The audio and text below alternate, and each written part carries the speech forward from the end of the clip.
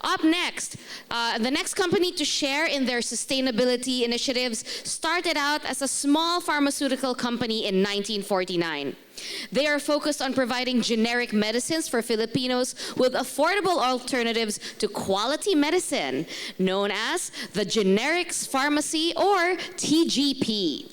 We are honored to be accompanied by the head of corporate affairs for Robinson's retail drugstore segment, South Star Drug, Rose Pharmacy, and TGP. She is a change maker in healthcare and policy, leading corporate affairs for Robinson's retail's drugstore segment. With a strong background in economics and public service, she bridges sectors to drive meaningful and community-centered centered change. Everyone, please welcome on stage Miss Carol Malena.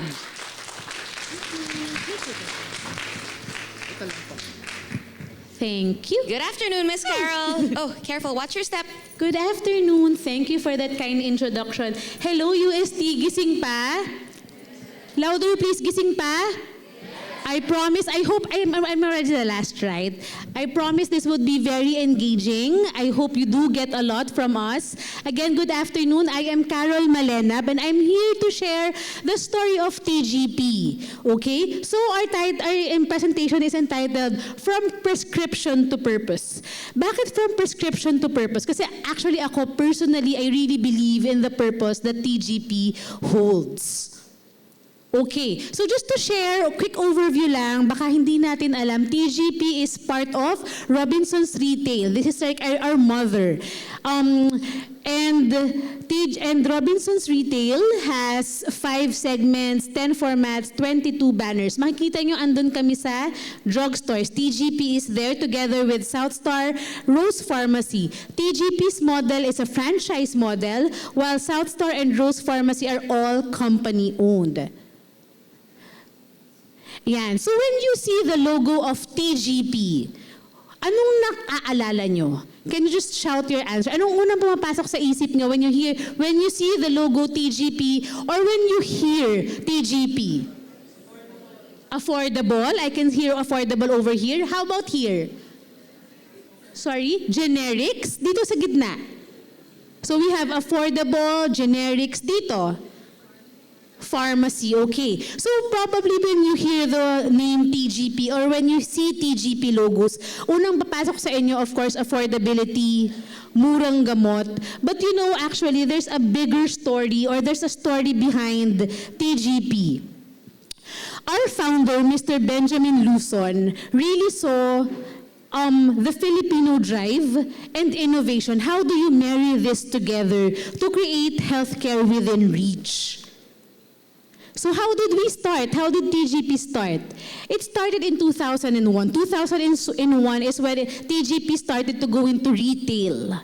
Kasi nung before wholesale sila, so inaangkat nila, tapos saka binibenta. But in 2001, they started doing retail. And really, the goal was to make essential medicines affordable, abot kaya, accessible, abot kamay, makukuha mo agad, and trusted. Because the landscape then, back in the 2000s, pag sinabi mong murang gamot, anong unang pumapasok sa isip nyo? Sorry? Generics? Ay, walang gusto magsabi nung medyo nakakalungkot na perception on murang gamot. Anong unang pumapasok sa isip dati? Pag sinabing mura yung gamot mo? Sorry? Hindi effective, hindi trusted. And that's what TGP really plans to change, wants to change. That generic medicines are to be trusted. Because quality care is a right, it's not a privilege. Tama? Hindi mo kailangang gumastos ng mahal to have quality care. And marrying that healthcare, TGP also empowers communities because Mr. Benjamin Luzon, again our founder, saw that, Filipinos, they're very innovative.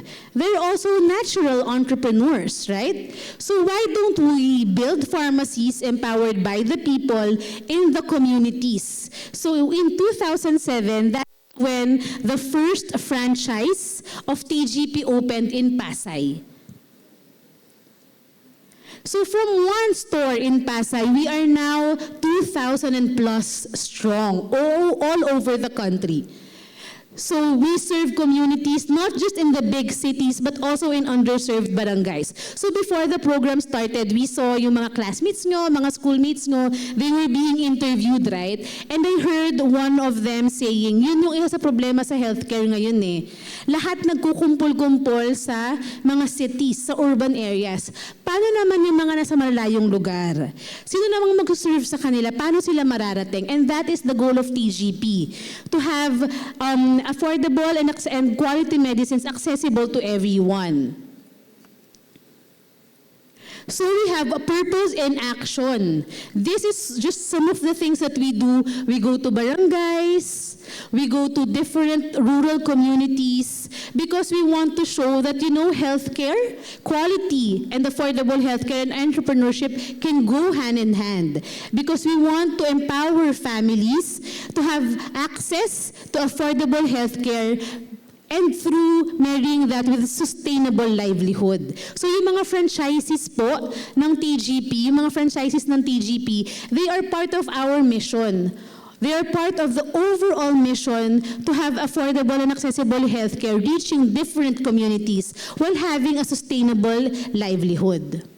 So the future of healthcare, that's why we are here. We want to talk about sustainable healthcare.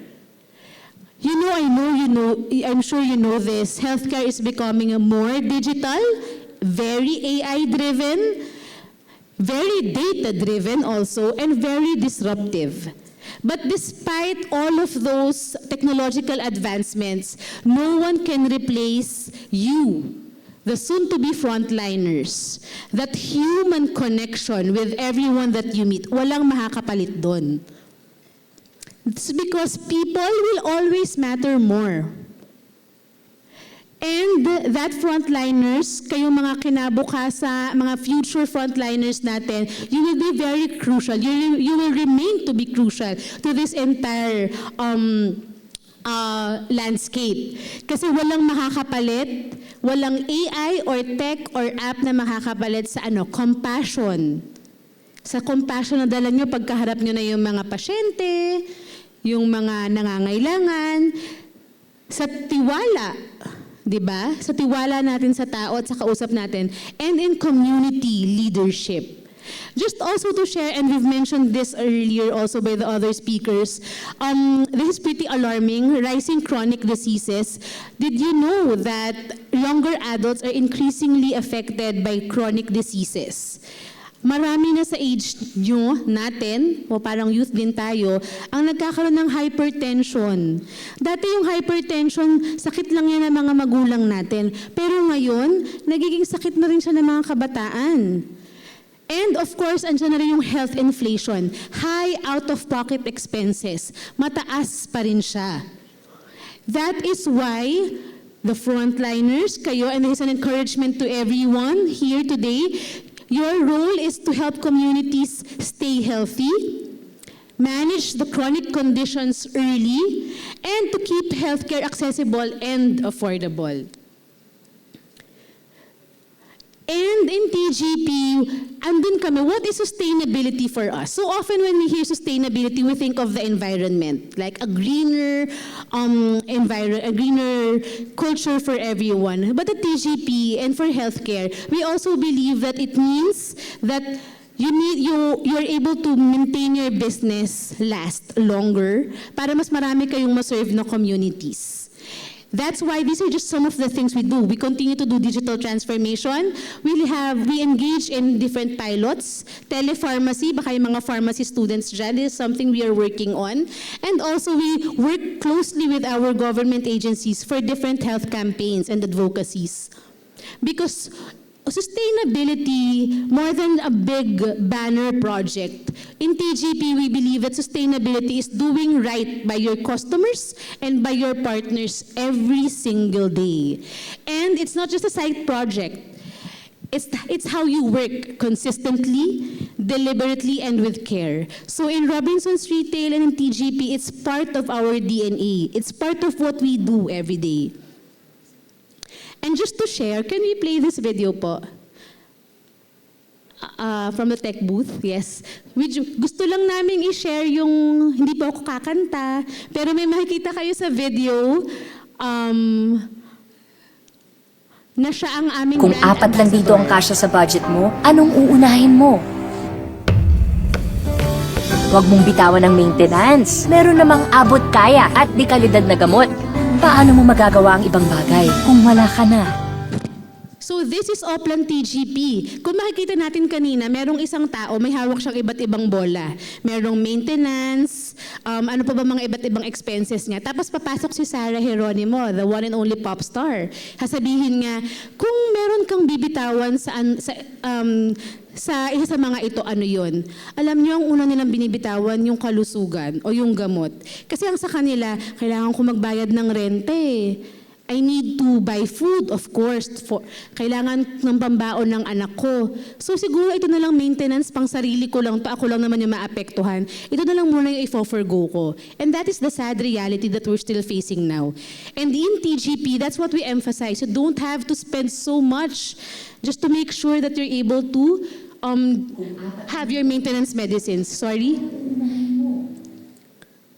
Ayan. So to end, we'd like to share that, just like our founder, Mr. Benjamin Luzon, who back then had this wonderful, bright idea and that belief in the Filipino spirit that I can help make that change. Make healthcare more affordable and accessible to everyone, and to empower the communities to have a sustainable terms of livelihood. Because you don't have to wait for the perfect conditions to have change. Kapag nagsisimula ito when ordinary people like Mr. Benjamin Luzon then, like you, like me, like all of us here, choose to make healthcare more human, more accessible, and lasting for every Filipino. So I'd like to emphasize on that we all can do something about making healthcare more human, more accessible, and more lasting for every Filipino. So that's it for TGP. Thank you.